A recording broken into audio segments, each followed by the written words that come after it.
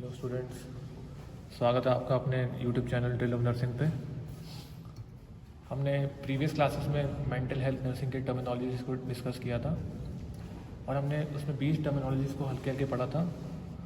उसी को आगे कंटिन्यू करते हुए हम उसको आगे की टर्मिनोलॉजीज़ को देखने वाले हैं कि ऐसे और कौन कौन सी मेंटल हेल्थ टर्मिनोलॉजीज़ होती हैं जो कि हमें याद रखना बहुत ज़्यादा ज़रूरी है।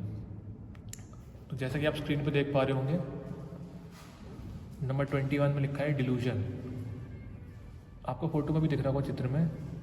डिल्यूजन एक ऐसी अवस्था होती है जिसमें व्यक्ति क्या होता है, अपने लॉजिक लगाने के लिए रियलिटी से अलग हो जाता है। मतलब उसके जो तर्क होते हैं वो बहुत ज़्यादा गलत होते हैं, लेकिन तब भी वो उस चीज़ को डिफेंड करता है और वो रियलिटी से अलग होता है। तो इसमें बताया गया जो डिल्यूजनल लोग होते हैं, आप देख पा रहे हैं वो एक बिल्ली है, वो शीशे में देख रही है और वो समझ पा रही है कि वो शेर है, लेकिन ऐसा नहीं है। वो उसी समझ रही है, उसको डिल्यूजनल थॉट रखी हुई है, इसलिए उसको ऐसा लग रहा है, लेकिन रियलिटी क्या है कि वो बिल्ली है। लेकिन डिल्यूजनल पीपल जो होते हैं वो रियलिटी से हट के अपने फेक बिलीफ पे स्टैंड करते हैं और इरैशनल आर्ग्यूमेंट को करना चाहते हैं वो। अगला आता है डिमेंशिया। तो डिमेंशिया देख रहे हैं आप, एक global impairment of cognitive function. तो कॉग्निटिव फंक्शन क्या होता है? जैसे हम बात कर रहे हैं कि रीजनिंग करना, थिंकिंग प्रोसेस का अच्छा होना, रियलिटी बेस्ड जजमेंट करना। तो इसमें ये होता है, ये सब चीज़ों में क्या होता है, व्यक्ति का संज्ञानात्मक जो दिमाग होता है उसका क्रिया काम करती है। लेकिन डिमेंशिया एक ऐसी अवस्था है जिसमें व्यक्ति का कॉग्निटिव फंक्शन जो होता है वो इम्पेयर्ड हो जाता है। मतलब वो ना थिंकिंग कर पाता है, ना रीजनिंग कर पाता है, और ना ही वो रियलिटी से जजमेंट जगह दे पाता है।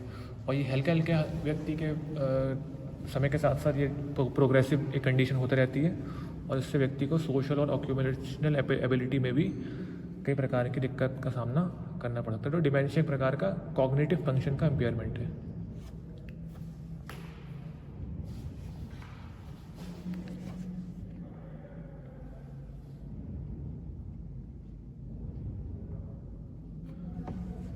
अगला हम बात करते हैं डीपर्सनलाइजेशन। तो डीपर्सनलाइजेशन एक कंडीशन है जिसमें व्यक्ति जो होता है वो अपने सेल्फ के लिए एक परसेप्शन बनाता है, अपने स्वयं के लिए वो एक नज़रिया बनाता है अपने अनुभव के आधार पे, और वो ये सोचता है कि वो टेम्परली अलग है, वो रियलिटी को फील नहीं करता है और वो अपने आप को थोड़ा अलग समझता है, मतलब लॉस्ट समझता है, रियलिटी से अपने आप को अलग समझता है। इसको हम बोलते हैं डीपर्सनलाइजेशन। उसके जो एक्सपीरियंस होते हैं, उसके जो परसेप्शन होते हैं वो बिल्कुल और लोगों से अलग होते हैं स्वयं के लिए। अगला आते हैं डी रियलाइजेशन। तो डी रियलाइजेशन में हम देख रहे हैं यहाँ पे लिखा है आपका ऑल्टरेशन इन द परसेप्शन। यहाँ पे भी परसेप्शन का ऑल्टरेशन होता है। Rely on the experience of external world so that it seem strange और अनरियल। मतलब बाहर की जितनी भी सराउंडिंग जो वातावरण है या दुनिया है, उससे व्यक्ति का जो परसेप्शन होता है वो बहुत उस चीज़ को लेकर बहुत अलग होता है, बहुत अजीब होता है, बहुत ज़्यादा अनरियल होता है। तो वो उसको कहते हैं हम डी रियलाइजेशन। मतलब रियलिटी उसको जो दिख रही है बहुत ज़्यादा या तो स्ट्रेंज है या फिर बहुत अनरियल है उसके एक्सपीरियंस के आधार पे। तो ये भी व्यक्ति के नज़रिए का ही एक प्रकार का परसेप्शन का ही ऑल्टरेशन देखा जाता है। नेक्स्ट आता है डिप्रेशन। डिप्रेशन एक बहुत कॉमन वर्ड है साइकेट्रिक के अंदर, और नॉर्मली हम बात भी करते हैं इस वर्ड को लेके। डिप्रेशन देखिए क्या है, आपका एक मेंटल स्टेट है। व्यक्ति का फील, इसमें व्यक्ति फील करता है, क्या करता है, सैडनेस है ना, loneliness, despair, low self esteem and self approach. तो यहाँ बताया गया है इस अवस्था के दौरान व्यक्ति बहुत ज़्यादा दुखी होता है, बहुत ज़्यादा अकेलापन महसूस करता है, बहुत ज़्यादा अपने आप को अलग समझता है, और उसके अंदर जो होता है सेल्फ स्टीम जो है वो उसकी बहुत ज़्यादा कमी होती है, और वो किसी भी चीज़ को अपने तरीके से सेल्फ अप्रोच नहीं कर पाता या करने में असक्षम होता है। तो यहाँ बताएंगे डिप्रेशन। देखिए आप देख पा रहे होंगे यहाँ पर लिखा है आई कांट डू इट। तो यहाँ जो दिखाना है, चित्र में दिखाना चाह रहे हैं कि जो व्यक्ति होते हैं डिप्रेशन वाले, वो हर वक्त समझते हैं कि उनके अंदर कोई ऐसी चीज़ है जो उनको किसी चीज़ को करने से रोक रही है, उनके मेंटल स्टेट की फीलिंग के आधार पे। तो उससे वो अपने आप को अकेला, बहुत दुखी या फिर बहुत ज़्यादा कम अपने आप को महसूस करते हैं।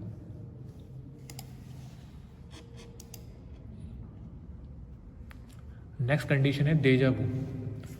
डेजा वू एक बहुत कॉमन सी चीज़ होती है लोगों में, एक नॉर्मल इंसान के अंदर भी देखने को मिलता है।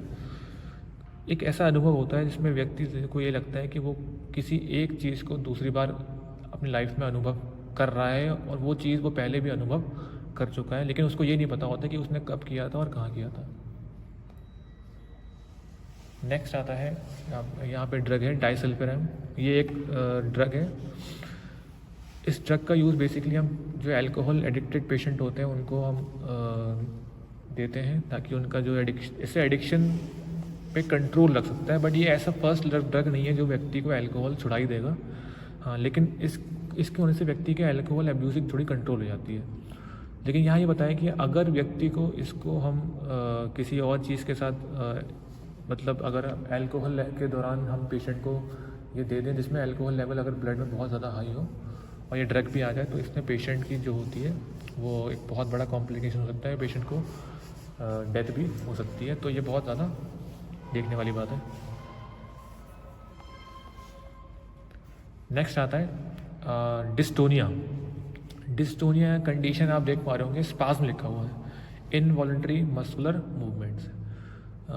अनैच्छिक मांसपेशियों के मूवमेंट्स होते हैं, मतलब व्यक्ति ये मूवमेंट्स अपने आप नहीं कर रहा है, ये अपने आप बॉडी में देखने को मिल रहे हैं। कहाँ कहाँ पे हो सकते हैं? ये फेस पे देख सकते हैं, आर्म्स पे, लेग्स पे और नेक पे। और ये किसके द्वारा हो सकते हैं? बेबी एक साइकेट्रिक में कंडीशन होती है extra pyramidal effect, side effect. Extra pyramidal side effect जो होता है वो बेसिकली क्या करता है, उसमें हम देखते हैं कि व्यक्ति को इनवॉलंटरी मूवमेंट्स हो रहे हैं, उसकी मसल जो हो रही है वो अपने आप स्पाज्म हो रही है। और ये नॉर्मली बहुत सी ऐसी एंटीसाइकोटिक मेडिकेशंस होती हैं जिसके वजह से ये वाला डिस्टोनिया वाला साइड इफ़ेक्ट एक व्यक्ति को देखने को मिल सकता है, जो कि इनवॉलंटरी मसल का मूवमेंट कई बार या तो फेस या आर्म्स या लेग या नेक पे हो सकता है एक एंटीसाइकोटिक दवा के द्वारा। नेक्स्ट कंडीशन है इकोलेलिया। तो इकोलेलिया में आप यहाँ पे सिंपल देख पा रहे होंगे, 2 वर्ड में यहाँ डिस्क्राइब किया गया है, 3 वर्ड में, repetition of another persons word. जैसे किसी की व्यक्ति की आवाज़ की बार बार नकल उतारना, निरंतर उसकी आवाज़ की नकल उतारना, it is known as echolalia. तो ये साइकेट्रिक में एक कंडीशन होती है, आप देख पा रहे होंगे। नेक्स्ट आता है इकोप्रेक्सिया। इकोप्रेक्सिया क्या है? यहाँ पे लिखा है imitation of another person movement. तो इकोप्रेक्सिया जो है वो सेम कुछ इकोलेलिया की तरह का, लेकिन इसमें थोड़े से मायने अलग है। इकोप्रेक्सिया में क्या होता है, व्यक्ति किसी व्यक्ति के मूवमेंट की नकल करता है, आवाज़ की नहीं करता है, और जब वो आवाज़ की नकल करता है तो वो कहलाता है इकोलेलिया। जैसे हम देखते हैं कोई चल रहा है तो उसकी नकल कर लेते हैं, या कोई हाथ उठा के बात कर रहा है या कोई भी ऐसा मूवमेंट, तो उसको हम बोलेंगे इकोप्रेक्सिया। आप फोटो में देख पा रहे होंगे। नेक्स्ट आता है सिंपैथी। सिंपैथी को हम बोल सकते हैं सहानुभूति भी हिंदी में। ये क्या होता है? देखो यहाँ लिखा है आपका इंटेलेक्चुअल एंड इमोशनल अवेयरनेस, है ना, बौद्धिक और भावनात्मक जागरूकता and understanding of another person state of mind.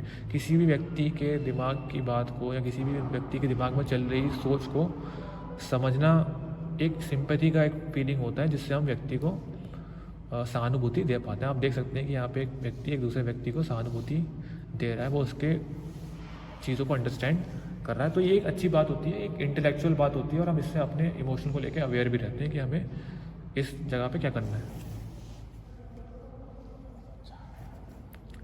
Next है आपका 30 नंबर पे electroconvulsive therapy. Electroconvulsive therapy ECT आप जो साइकेट्रिक में है एक बहुत कॉमन थेरेपी है। तो यहाँ बताया गया ये होता क्या है, देख रहे हैं यहाँ पे, यहाँ लिखा है a type of somatic treatment in which electric current is applied to the brain. तो एक सोमैटिक, एक व्यक्ति के बॉडी का ट्रीटमेंट है ये, जिसमें व्यक्ति को इलेक्ट्रिक करंट जो होता है वो दिया जाता है ब्रेन पे इलेक्ट्रोड्स को प्लेस करके। और ये सीजर्स की कंडीशन, ग्रैंड मॉल सीजर्स की कंडीशन में दिया जाता है, जिससे जो बेसिकली ये दिया जाता है उन पेशेंट्स को जो बहुत ही ज़्यादा सीवियरली डिप्रेशन में हैं और जो एंटी डिप्रेशन मेडिकेशंस के द्वारा भी उनकी कंडीशंस सही नहीं हो पा रही हैं। तो उस कंडीशन में हम पेशेंट को इलेक्ट्रिक करंट देते हैं कुछ समय के लिए, ताकि वो उसको हम बोलते हैं ईसीटी। तो ग्रैंड माल सीजर्स को प्रोटेक्ट करता है। ये आप देख पा रहे हो फोटो में 2 प्रकार के हैं, यूनिलैटरल और बायलैटरल। यूनिलैटरल में आप देख रहे हैं एक साइड में इलेक्ट्रोड प्लेस किए गए हैं, और बायलैटरल में दोनों जगह पे इलेक्ट्रोड्स को ब्रेन पे प्लेस किया गया है फॉर द करंट। ये बेसिकली सीवियर डिप्रेशन की कंडीशन में दिया जाता है, जिससे पेशेंट को ग्रैंड माल सीजर प्रोड्यूस ना हो। ठीक है। अगला आता है आपका एग्जिबिशनिज्म। एग्जिबिशनिज्म हम देखेंगे यहाँ पे एक common deviation which is defined as compulsive और डेलिबरेट एक्सपोजर। एक बहुत ही अजीब प्रकार का एक कंडीशन है, जिसमें देखते हो व्यक्ति अपनी, मोस्टली मेंस को क्या होते हैं, अपने जेनाइटल्स ऑर्गन्स को वो किसी की पब्लिकली एक्सपोज कर देते हैं, जो कि बहुत अजीब कंडीशन है। वो जानबूझ के करते हैं। तो इसको हम बोलते हैं एग्जिबिशन का मतलब होता है किसी चीज़ को दिखाना, है ना। तो इसमें आप देख पा रहे हो इस चित्र में बहुत वियर्ड तरीके से एक व्यक्ति पब्लिकली अपने जेनाइटल्स को दिखा रहा है। तो ये कंडीशन तब होती है जब ये कंडीशन, पहली बात तो एकदम नहीं होती है। डिलिबरेट का मतलब ये इंसान चाह के करता है ये, और ये बहुत अलग प्रकार की आदत है, बहुत अजीब आदत है। इसको बोलते हैं एग्जिबिशनिज्म। नेक्स्ट क्लास में हम आगे टर्मिनोलॉजीज को डिस्कस करेंगे। थैंक यू जुड़ने के लिए, और हमारे चैनल को शेयर और सपोर्ट करें। आगे हम इसके बाद और टर्मिनोलॉजीज लेके आएंगे और अच्छे से आपको समझाएंगे। Thank you.